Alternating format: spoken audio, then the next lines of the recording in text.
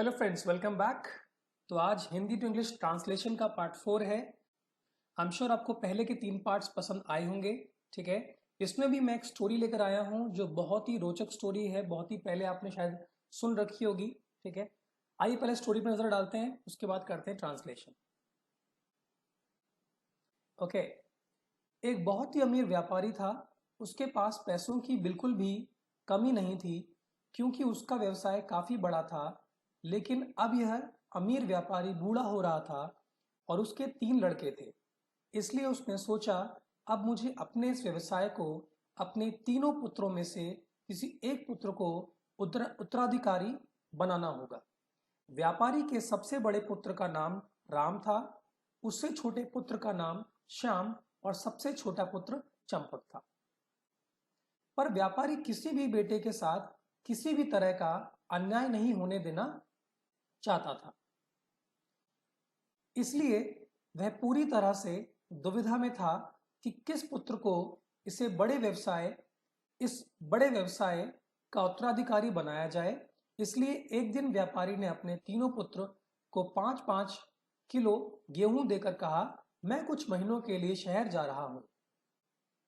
तुम तीनों में से जो भी गेहूं को पूरी तरह से सुरक्षित रखेगा, उसी को मेरे व्यवसाय का उत्तराधिकारी बनाया जाएगा। इस तरह से व्यापारी कुछ महीनों के लिए शहर चला गया। अब सबसे बड़े पुत्र राम ने सोचा, मुझे इस गेहूं को अगले कुछ महीनों तक सुरक्षित रखना है, तो क्यों ना मैं इसे घर में ही कहीं छुपा दूं। और राम ने गेहूं को अपने घर में से एक ऐसे सुरक्षित जगह पर छुपा दिया जहां पर कोई नहीं जा सकता था। और दूसरे पुत्र श्याम ने सोचा, क्यों ना मैं इसे खेती करूं और इस 5 किलो गेहूं को बहुत सारा गेहूं बना दूं। और श्याम ने खेतों में जाकर गेहूं को डाल दिया, पर उसने उसकी बिल्कुल भी देखभाल नहीं की, उसे बस एक बार खेत में डालकर छोड़ दिया। पर तीसरा पुत्र चंपक बहुत ही ज्यादा समझदार था। उसने सबसे पहले सबसे अच्छे उपजाऊ खेत की तलाश की और उसके बाद अकेले ही दिन रात मेहनत किया और उसके बाद अपनी फसल को वहां पर लगाया और कुछ महीने बाद फसल लहराने लगी। कुछ दिनों बाद उनके पिताजी आ गए और उन्होंने देखा कि उनके सभी पुत्र बहुत ही ज्यादा खुश हैं। तभी व्यापारी ने पूछा कि क्या मैं देख सकता हूं कि तुमने 5-5 किलो गेहूं का क्या किया। तब राम ने पिताजी को घर के उस हिस्से में लेकर गया जहां पर उसने गेहूं को छुपाया था, पर गेहूं ठीक से ना रखे जाने के कारण उसमें कीड़े लग गए थे। अब दूसरे पुत्र श्याम की बारी थी। श्याम अपने पिताजी को उस खेत में ले गया जहां पर उसने गेहूं को डालकर छोड़ दिया था। जब वो वहां पर गए तो देखा कि वह पूरी तरह से सड़ चुका था, क्योंकि पानी बहुत ही ज्यादा डाल दिया गया था। अब बारी थी चंपक की। चंपक अपने पिताजी को अपने उस खेत में ले गया जहां पर उसने फसल उगाई थी। जब उसके पिताजी ने देखा खेतों में फसल लहरा रही है, उसके पिताजी देखकर खुश हो गए और उन्होंने कहा कि बेटा चंपक, तुम ही मेरे व्यवसाय के असली उत्तराधिकारी हो और तुम्हारे दोनों भाई तुम्हारी इस व्यवसाय को संभालने में मदद करेंगे। ठीक है, तो ये थी कहानी। आइए चलिए ट्रांसलेशन स्टार्ट करते हैं।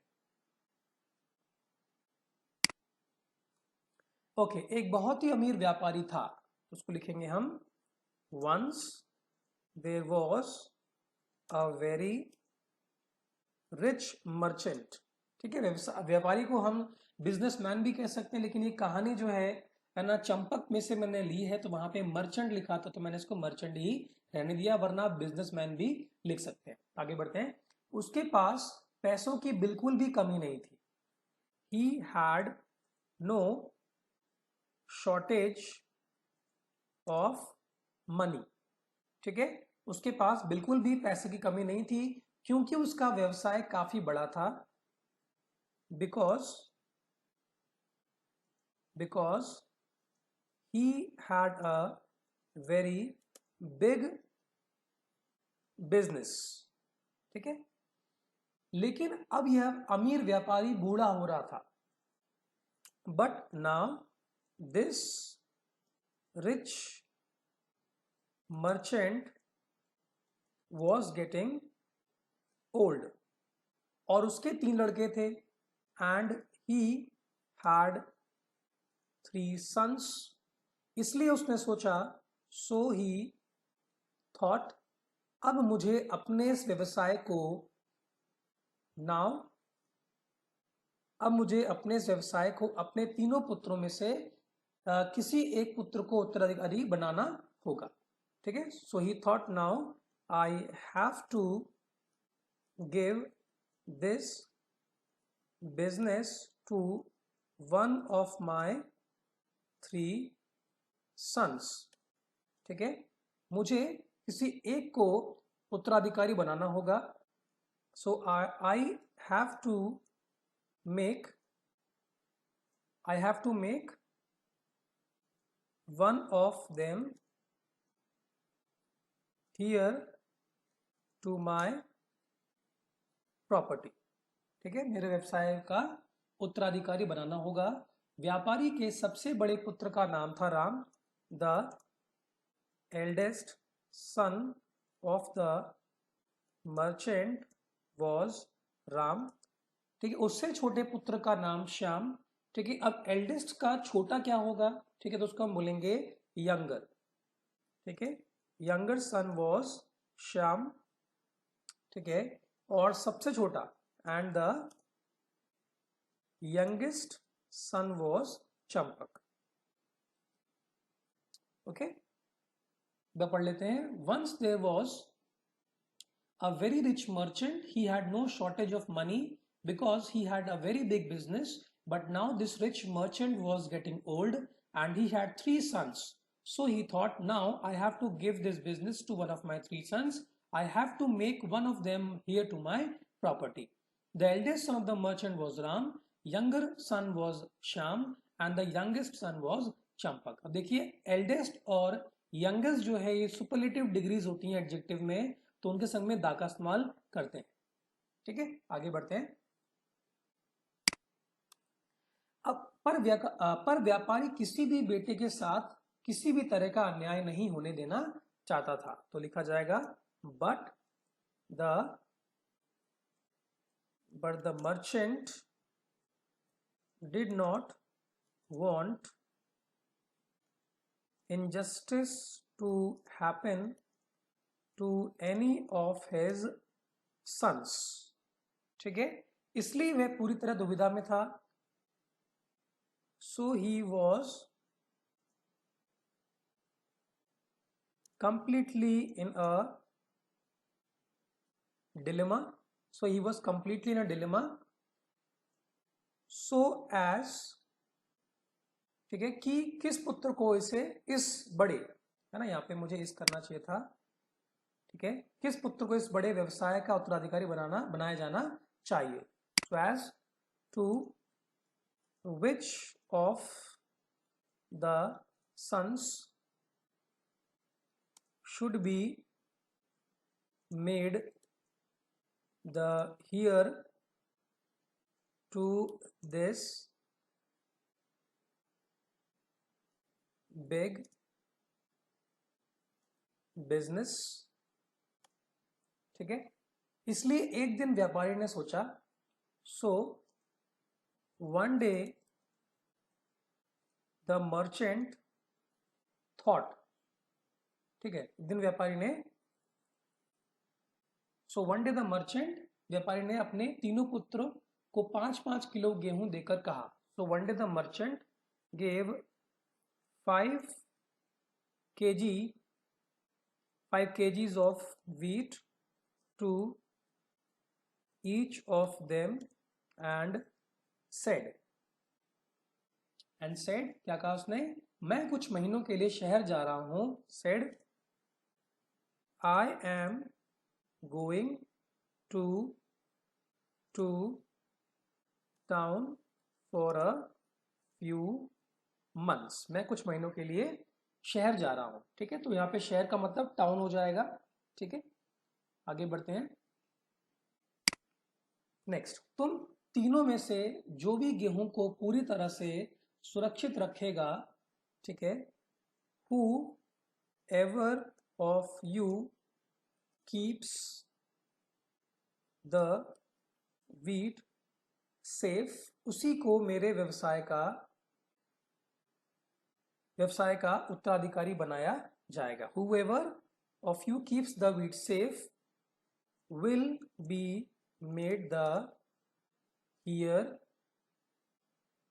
to my, ठीक है, बिजनेस। ठीक है, इस तरह से व्यापारी कुछ महीनों के लिए शहर चला गया। सो द मर्चेंट वेंट, यहाँ पे सो की जगह है ना, तो 10 लगा सकते हैं, 10। The merchant went to the town. ठीक है, अब देखेंगे आप कि मैंने पहले वाले में टाउन जब लिखा तो द का इस्तेमाल नहीं किया, लेकिन अब जब मैं टाउन लिख रहा हूं तो द का इस्तेमाल कर रहा हूं। तो रीजन सिंपल है, आर्टिकल द का इस्तेमाल हम तभी करेंगे, जनरल वे में बात कर रहा हूं, जब आपने पहली बार चर्चा कर ली है। तो टाउन की बात हम यहाँ पहले कर चुके हैं, ठीक है ना। अब दोबारा जब हम टाउन की बात कर रहे हैं तो द का इस्तेमाल कर रहे हैं। ओके, आगे बढ़ते हैं।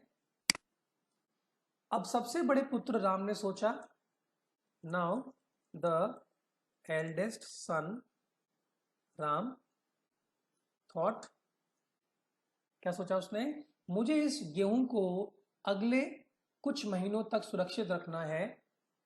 आई have to keep this wheat safe for a few months, तो क्यों ना मैं इसे घर में कहीं छुपा दूं।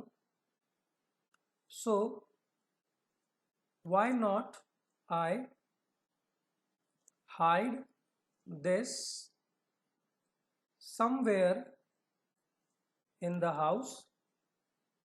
ठीक है, और राम ने गेहूं को अपने घर में छुपा दिया। सो Ram hid the wheat somewhere, है ना, अपने घर में, हाँ somewhere नहीं होगा इसमें, अपने घर में ऐसे स्थान, ऐसे सुरक्षित जगह पर छुपा दिया जहां पर कोई नहीं जा सकता था। सो Ram hid the wheat in such a place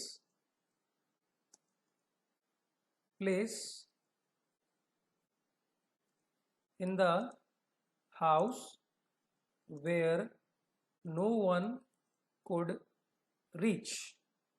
ठीक है, now the eldest son Ram thought, I have to keep this seed safe for a few months, so why not I hide this somewhere in the house।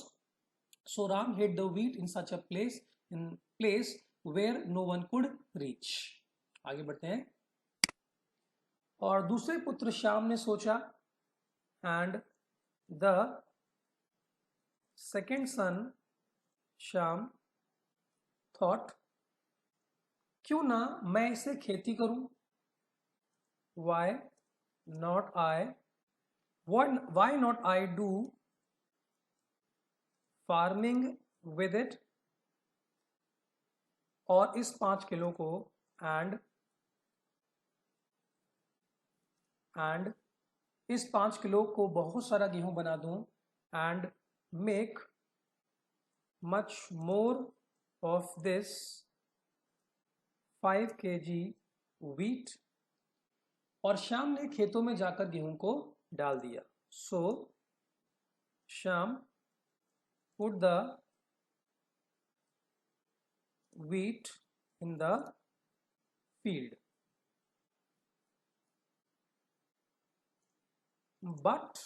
पर उसने उसकी बिल्कुल भी देखभाल नहीं की।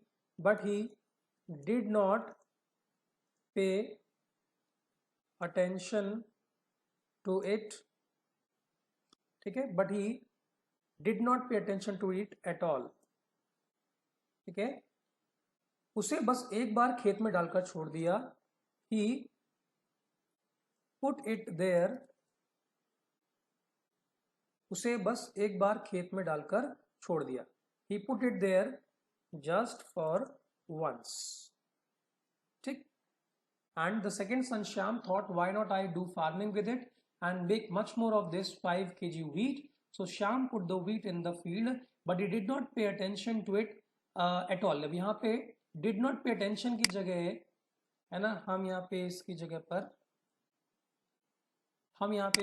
पर ठीक है, हम यहाँ पे लिख सकते हैं ही डिड नॉट केयर। ठीक है, हम केयर का इस्तेमाल भी यहाँ पर कर सकते हैं। He put it there just for once. ठीक है, देखो वैसे तो ये जो लास्ट लाइन है उसे एक बार ना खेत में डालकर छोड़ दिया। ठीक है, इसका कोई मतलब नहीं बनता सेंस का, क्योंकि यहाँ पे हम पहले लिख चुके हैं he did not pay attention to it. ठीक है, तो इसको कहना ना कहना दोनों बराबर ही। चलिए बढ़ते हैं आगे।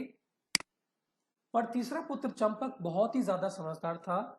But the third son Champak was very wise. समझदार था, समझदार के लिए वाइज लगाएंगे। ठीक है, उसने सबसे पहले सबसे अच्छे उपजाऊ खेत की तलाश की। He first searched for the most fertile land. ठीक है, तलाश की और उसके बाद अकेले ही दिन रात मेहनत किया। And worked alone tirelessly. ठीक है, और उसके बाद अपनी फसल को वहां पर लगाया। And then put his crop there. ठीक है, और कुछ महीने बाद फसल लहराने लगी। एंड द क्रॉप was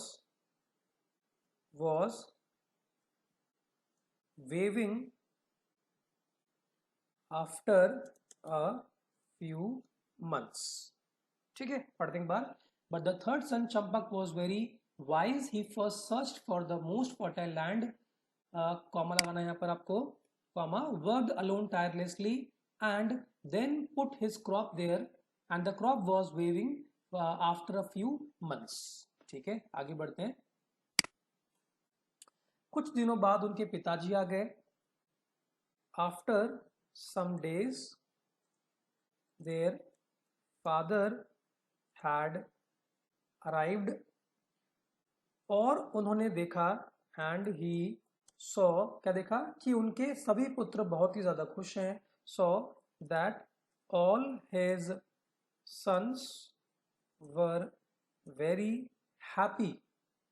ठीक है, तभी व्यापारी ने पूछा, देन द मर्चेंट आस्क्ड, कि क्या मैं देख सकता हूं, क्या देख सकता हूं कि तुमने 5-5 किलो गेहूं का क्या किया।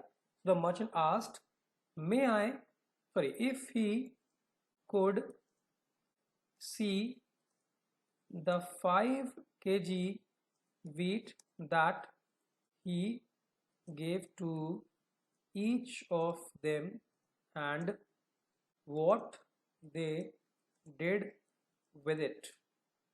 ठीक है, after some days their father had arrived and he saw that all his sons were very happy। Then the merchant asked if he could see the 5 kg wheat that he gave to each of them and what they did it। कि वो देख सकता हूं कि उन्होंने क्या किया 5-5 kilo गेहूं का।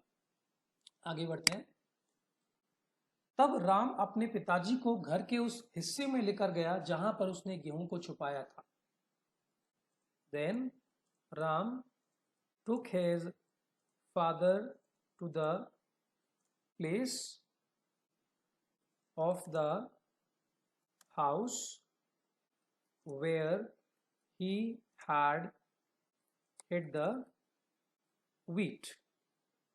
ठीक है, छुपाया था, पर गेहूं ठीक से ना रखे जाने पर, बट सिंस द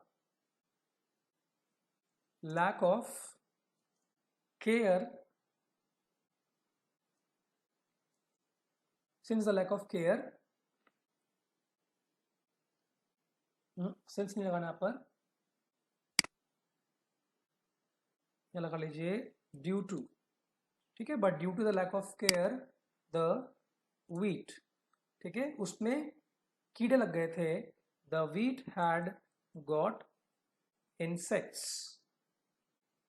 ओके, अब दूसरे पुत्र श्याम की बारी थी। Now it was Shyam's turn. ठीक है। श्याम अपने पिताजी को उस खेत में ले गया। अब देखो हिंदी में तो 2 बार आप श्याम लिख सकते हैं, लेकिन इंग्लिश में आपको श्याम की जगह है ना प्रोनाउन का इस्तेमाल करना है। जैसे ही का इस्तेमाल करेंगे तो बोलेंगे he took his father to the field. पिताजी को उस खेत में ले गया जहां पर उसने गेहूं को डालकर छोड़ दिया था। He took his father to the field where he put the wheat once and forgot। ठीक है, एक बार डाल के छोड़ दिया था। It was Shyam's turn, he took his father to the field where he put the wheat once and forgot। आगे बढ़ते हैं। जब वो वहां पर गए, when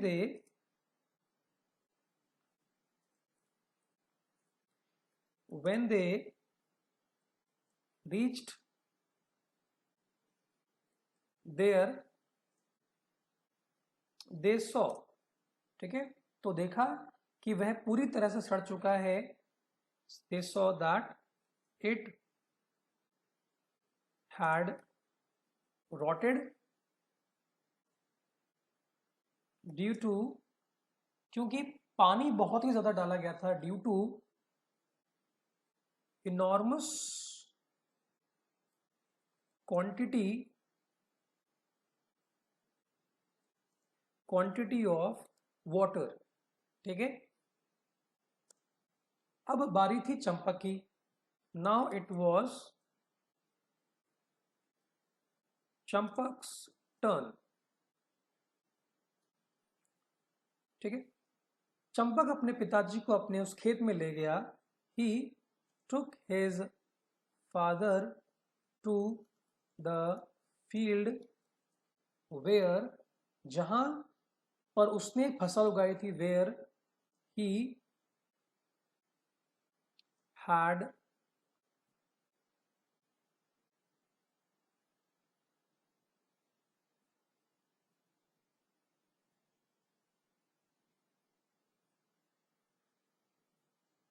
had done farming। okay, when they reached there they saw that it had rotted due to enormous quantity of water। now it was Champak's turn, he took his father to the field where he had done farming। आगे बढ़ते हैं। जब उसके पिता ने देखा, when his father saw, देखा, क्या देखा, खेतों में फसल लहरा रही है। the crop was waving in the field। his father, उसके पिताजी है ना, his father was very happy, उसके पिताजी खुश हो गए और उन्होंने कहा, and he said, बेटा चंपक, son चंपक, तुम ही मेरे व्यवसाय के असली उत्तराधिकारी हो। you are the real heir of my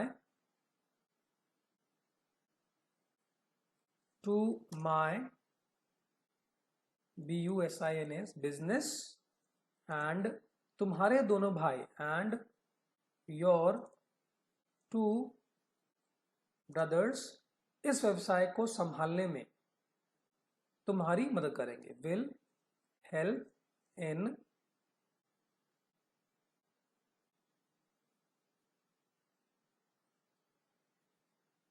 managing this business। ठीक है, when his father saw the crop was waving in the field, his father was very happy and he said, son Champak, you are the real heir to my business and your 2 brothers will help in managing this business। ठीक है, तो ये थी कहानी। I'm sure आप इसको है ना एक बार अपने मन से है ना ट्रांसलेट करने की कोशिश करिए या खुद से बनाने की कोशिश करिए, और आपको है ना जो ग्रामर, जो वोकैबुलरी तंग कर रही होगी, तो आपको समझ में आने लग जाएगी। चलिए, तो इतना बहुत है फिर आज के लिए। Okay, bye bye.